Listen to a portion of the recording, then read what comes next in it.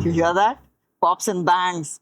That's the sound that every enthusiast likes to hear, or I say almost every enthusiast, since we're in the EV age. But I'm not particularly sure about these pops and bangs. And I want to know what you think about these in the comments when I tell you these aren't real. What I mean by that is when you hear these pops and bangs from the outside, there's absolutely nothing because Mini has cleverly pumped in these sound effects inside the cabin to give you that sense of joy, that sense of excitement when you push this car around, which is exactly what this car is meant for because this is the all-new Mini Cooper JCW 2025, the stiffened and sharpened Mini Cooper with red and black accents everywhere. But are those piped-in pops and bangs a warning sign that this new Cooper JCW is all show and no-go? And more importantly, we today answer if this Cooper JCW is a good car to drive daily. I'm Yash, you're watching TCI, and let's find out.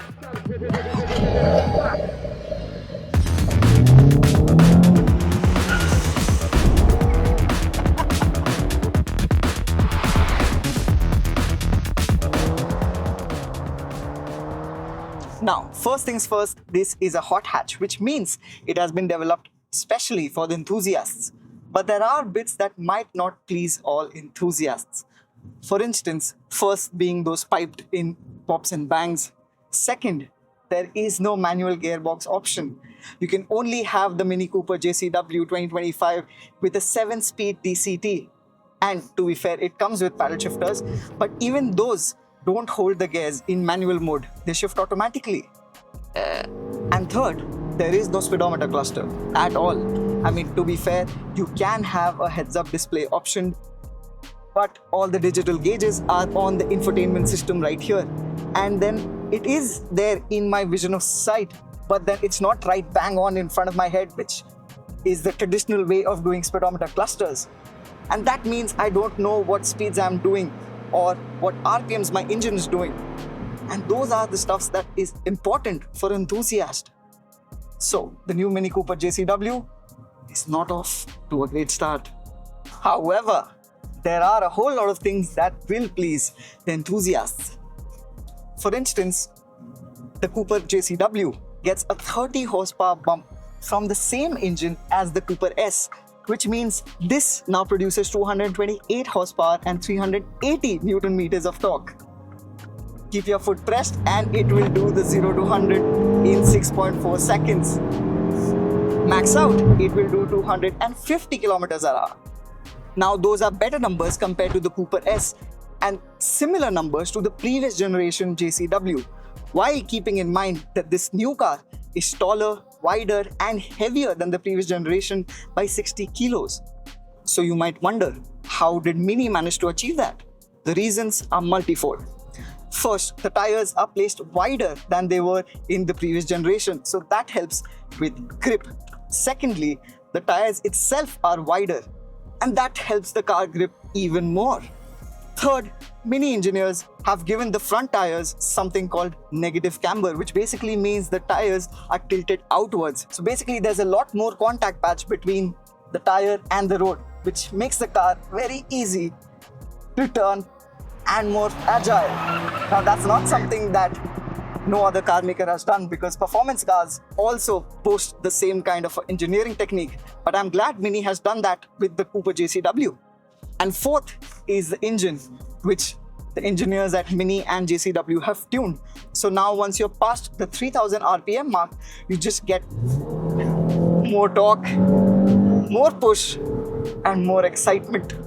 Pushing this car after the 3000 mark just feels like you're opening up a mini can of a fizzy soft drink after you've shaken it for about an hour. Now those were the changes and upgrades made to the 2025 Cooper JCW. But how is it to drive as a hot hatch? If you believe me, it is a hoot. The car just wants to be thrashed around. It enjoys being pushed up all the way to its red line. It will probably give you a medal if you wear out your tires and your brakes earlier than expected. And if you put this car in Go-Kart mode, which is the only mode you should be driving the Cooper JCW as per me, it has this absolutely unnecessary but equally absolutely brilliant aggressive upshift.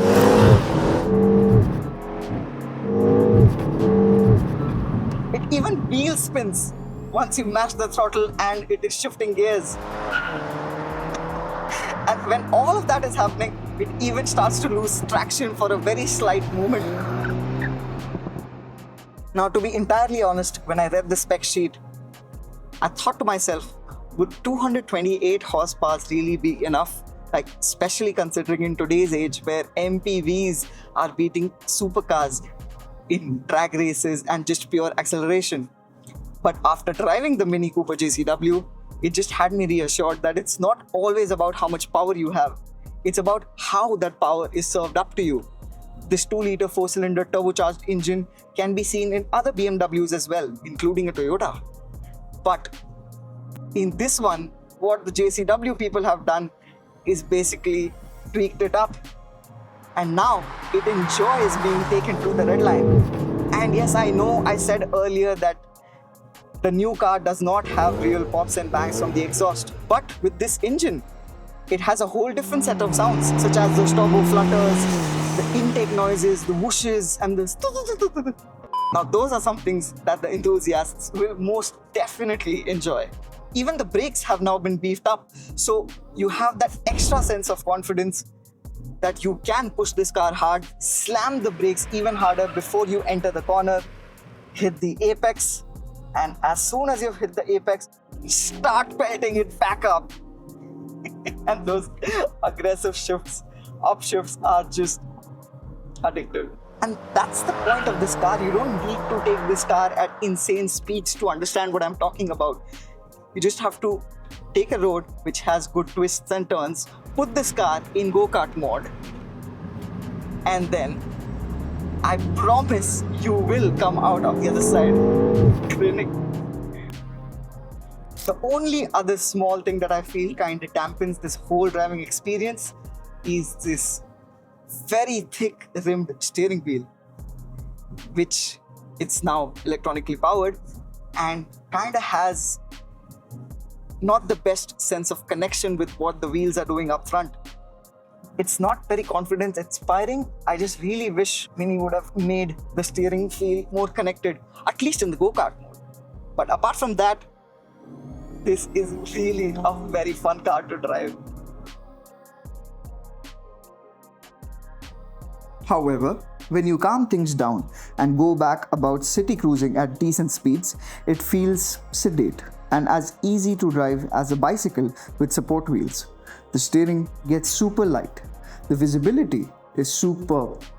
There are a great bunch of driver assistance systems like adaptive cruise control, park assist, and augmented reality navigation that make city driving quite easy. The only other place where you might have to slightly compromise is the ride, because the ride is fairly stiff. I mean, in JCW's defense, you are buying a car with racing stripes on the bonnet, and you know for a fact that this car has been developed with enthusiasts in mind. So you can't be expecting a very comfortable ride, because this JCW tuned suspension has been tuned to offer flatter rides on corners, which it does. But apart from that, on a daily driven schedule, it's not bad at all.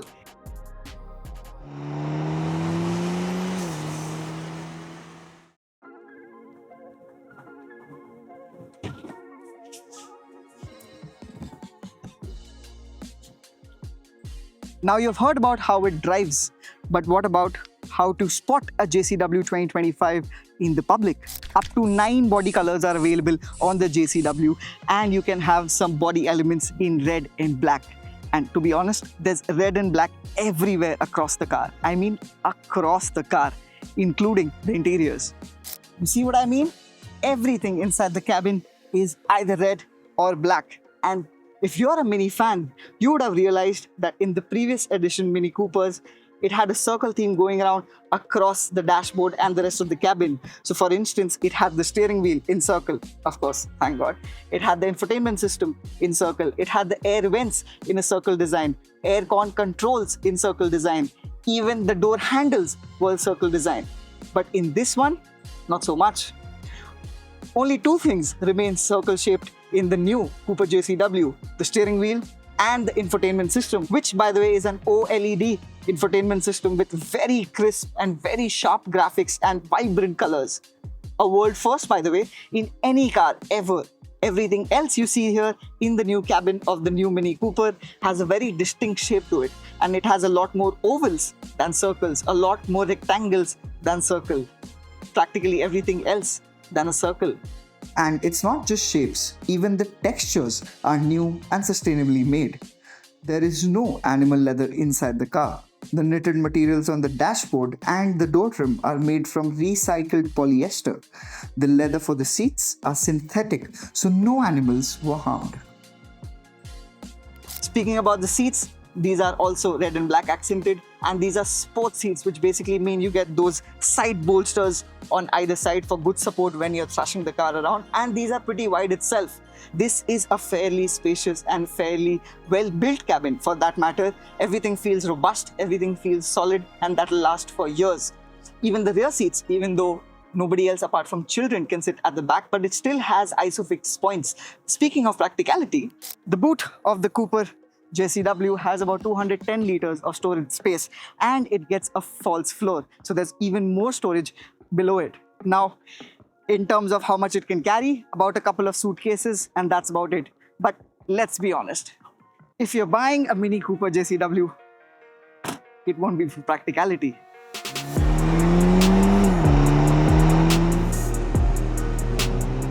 Because the new Mini Cooper JCW is more of a lifestyle vehicle as per me. It is for those who want something distinctive, something new, something funky, and something good to drive that stands out of the ordinary while having an immense heritage. At just around 190,000 dirhams, yes, it is a tad bit expensive, but you also have to keep in mind that the Mini Cooper JCW at that price is the only 3-door hot hatch which has decent practicality, good heritage, minimalistic interiors, sustainable materials inside the interiors, and a drive experience that keeps you grinning. So coming back to answer my original questions, is the Mini Cooper JCW 2025 all show and no go? Absolutely not. It has a whole lot of go, as you saw. And in hindsight, those piped in pops and bangs might help you UAE residents, as you know, with all the police cracking down on loud exhausts. So you better not have something that will get you in trouble. And to answer the second question about the daily drivability, it is a very capable, a very well equipped, and a very modern car with most of the features that you need on a daily basis and some more inside the cabin. Couple that with the fact that this is a 3-door hatchback, has the basic practicality that you would need for just the weekend, and a superb drive experience that will keep you excited and would want you to take the long road back home. Thank you for watching the Cornea impression. If you like the video, do share and subscribe and hit that like button so we can bring you more such exciting cars. This is Yash, going back to Go-Kart Mode. Woohoo!